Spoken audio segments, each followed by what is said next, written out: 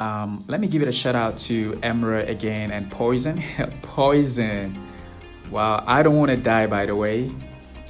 So, guys, thank you for listening to us. You can always join us here and share your learnings with us. Tell us about your learning journey. Where did you start? How is it going? What are some of the challenges you're facing? You can share all of that with us. Is that okay? Unfortunately. So yeah, thank God for this kind of apps where yeah, at least you'll find people have the same interests. So yeah, Yeah, that's why so we're here.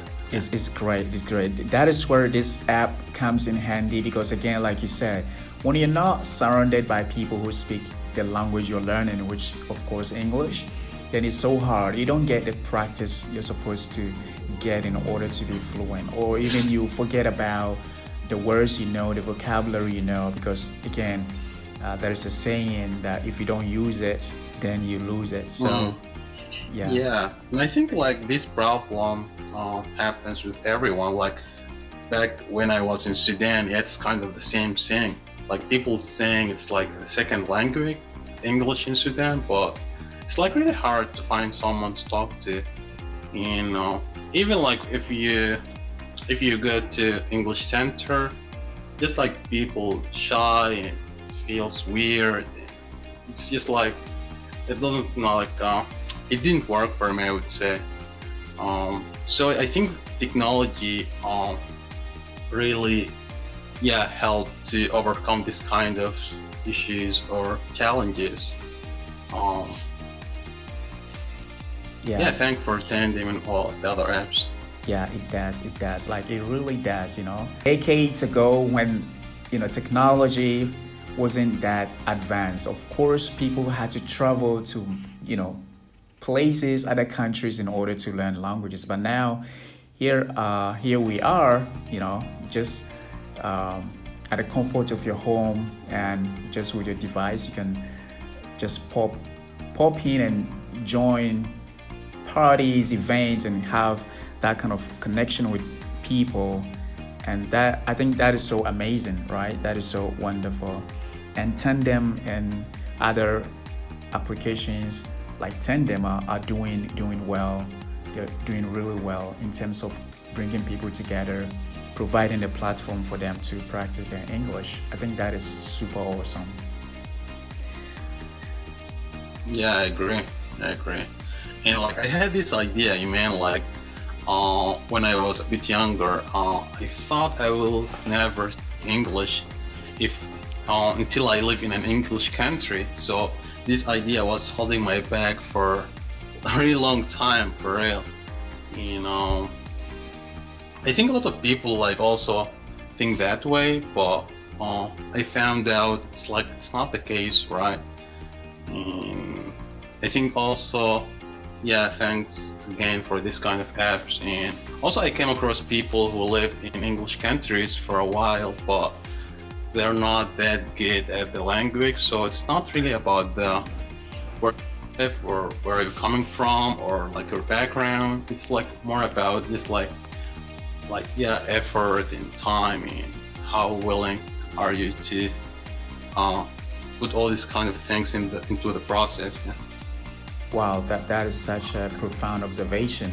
Exactly. It doesn't matter where you are, especially during this time. There is a word called immersion. Immersion is a concept in language learning where you have to travel or find yourself within the native people of the language you're learning. So, like I said earlier on, we used to travel to places just to learn, and people travel to places, but because of one or two reasons, they could not pick up the language, right? But others stayed, but then because technology wasn't this advanced, they couldn't, really improve their English. But this time, there is no excuse. Distance is no more a problem. You can just, pick it up wherever you are. And I think you are a typical example of this situation. All right, let's welcome Wissam, Juan, Carlos, and Ramaz. So first of all, Wissam, how about you introduce yourself and tell us a little bit about who you are, and what what new vocabulary have you learned so far this week? Well, about me, I am first. Thank you for having me. I'm 32, from Cairo, Egypt. About new vocabularies, uh, a friend here on Tandem advised me that I should read more and read aloud. I think that that was a good advice, so I want to share that with you.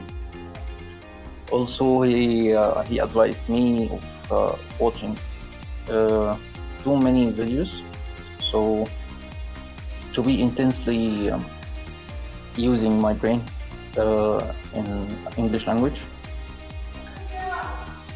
There is a certain word I learned. It would be perseverancy. I think so. Perseverance. Perseverance. Perseverance, right? You're right. Yeah, perseverance. To commit, right? It means to commit. Where are you from? Egypt. That's great. That's great. Nice to have you here, Wassam. Now let's go to Juan Carlos. I hope I'm mentioning your first name correctly. Juan, right? Hey guys, can you hear me? Yeah, we can. Loud and clear. Thank you, man. My it's Spanish. Juan Carlos. Great. So, Juan, tell us a little bit about your learning journey. How, where did you start, and how is it going so far?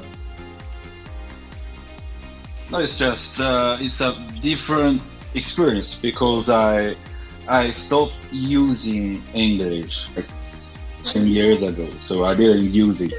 So right now my English is very rusty, very limited to some.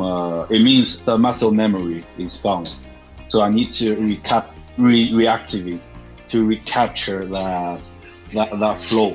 So right now, that's because in the past 10 years, principally I have been using Spanish as my second language. So that's it. So right now I'm trying to learn English, and it is quite difficult because the muscle memory is not an easy thing to treat. Thank you so much. Now, Ramaz, what's up, Ramaz? Hi, hello everyone. Good, sweet evening for everyone. And if it's not, so hopefully you're having a nice time. Yeah. So tell us about your learning journey and how is it going so far? Sure. I just needed to jump really quickly on a point that you were discussing, which is, I think one of the difficulties that I have met, it's the educational system itself, which is they giving you kind of energy that you will not master that. It's just so hard for you to learn. Probably you would understand some points, but you will not get to the point of being really fluent in a particular language. And I'm speaking, I think, on my personal side, because I needed to learn English by myself, and I'm learning Spanish right now by myself, because it was just frustrating for me going to an institute or to a university to study language, because they just, I think, complicating the matter more than it should be. My learning journey was motivated, I think, by my studies. I'm African historian, so a lot of resources, books were written in English, so I just needed to enhance my capability to be able to read, to search, to quest. So I think the motivator is one of the key takeaways in order to learn anything, to do anything. So if you have a right motivation for something, you just get it. You're just trying. You just keep pushing and moving and studying and learning until you get it. And I think other thing that helped me a lot, which is to embrace that it's normal to make mistakes. It's normal to have a trouble pronunciation sometimes. It's just super normal. Word that I learned this week is sagacious. Someone wise, I think. Yeah. Wow, that is great. I mean, thank you for such a profound, sharing that you just made with us. That's great. Motivation is one of the things that you need, right, to stay true and committed to the learning process. Else, you're just gonna give up. And of course, you made mention of the education system. Sometimes it doesn't help at all. It kind of, instead of enhancing the process, it kind of impedes it. And sometimes we really have to take responsibility, learning responsibility into our hands, and just go for it, just like you did. When you have the motivation, and especially when you have the passion, nothing can stop you. So thank you for that. Let me go back to Abbas. Abbas, are you there? Yeah, I'm here, man. Great. So Abbas, do you have any intention moving to English-speaking country, like in the Western country, or like European countries, or United States? Not really, to be honest. For me, I like the East more than the West.